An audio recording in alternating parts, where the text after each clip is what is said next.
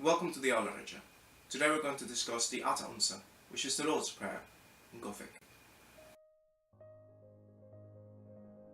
Now, as said, we're going to be discussing the Gothic ATTA UNSAR, or the daily prayer, and this is the result of the translation into the vernacular by the Bishop Wulfilas back in the 4th century, which is actually slightly earlier than Saint Jerome's version into Latin, the original of course being Greek and Aramaic. Now, it is not until 500 years later that Kirill and Methodius are allowed to translate it into the Slavic languages, which obviously becomes the Russian translation and so on, and then a few hundred years later until it is translated into the other Vulgate languages. So this is the transcendental respect as to why we are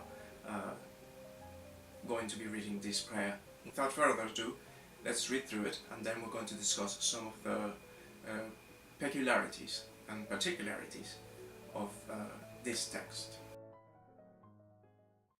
ATTA UNSAR från himlen, väcklat namothein. Amen. Kimai the natus theins. Amen. Verth I vilja theins, veik himina ja, ana earth. Amen. Gleifund sarna thanasintein kifens himadana. Amen. Jag aflituns dat in skulen sigema svasve. Jag veis aflithaim skulen unsare. Amen. Jag nibringensuns in frestubni. Amen. Ach leisisuns af thalle ubili. Amen.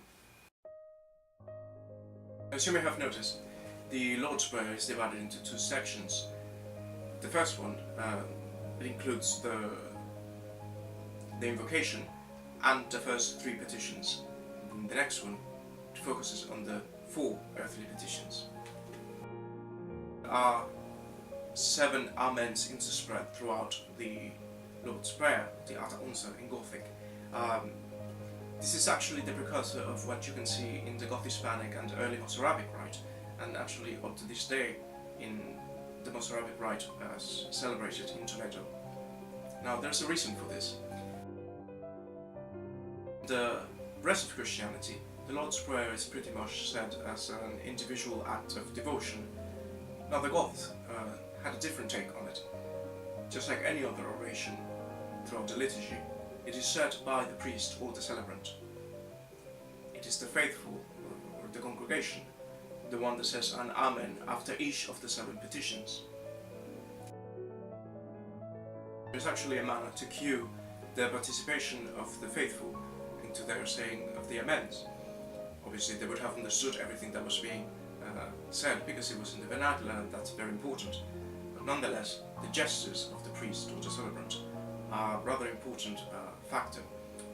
We're going to discuss those and maybe showcase them a bit, but before we do that, it has to come into the attention that the Gothic liturgy and then the Gothispanic liturgy and the early Mozarabic liturgy were celebrated versus populum, or facing the congregation, and this is how you have this interaction between the priest or the celebrant and the faithful as a whole community around the altar table. Now, to speak of the context in which this prayer is actually said, you have to understand that it is right before the communion service, or rather part of the consecration which leads to the communion. Therefore, the priest is standing behind the altar, facing the people, and this is how, whenever he gives them the cue, the people can interact with him and say their amens, because they are participating in what is being celebrated within the holy table. You can read something of this.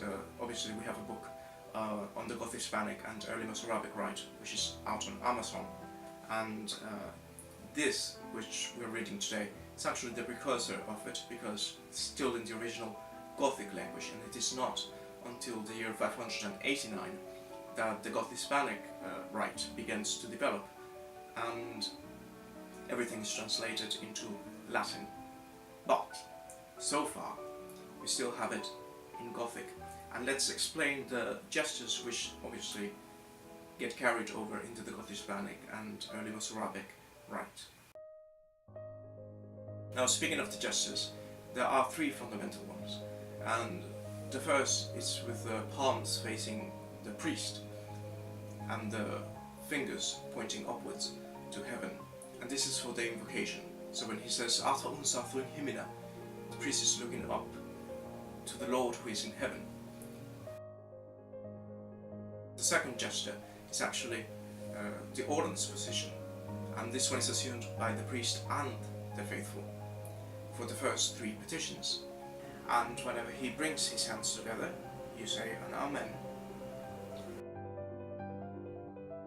For the second half, where everybody just holds their hands in prayer, so close together the congregation does, the priest actually reads with his hands the same, but far apart. So basically, he's able to see the text. And this is how most of the orations are said in Spain, obviously from the Gothispanic tradition and into the Mozarabic and even into the Roman Rite these days. You'll see some Spanish priests reading with their hands placed this way. This is sort of where it comes from.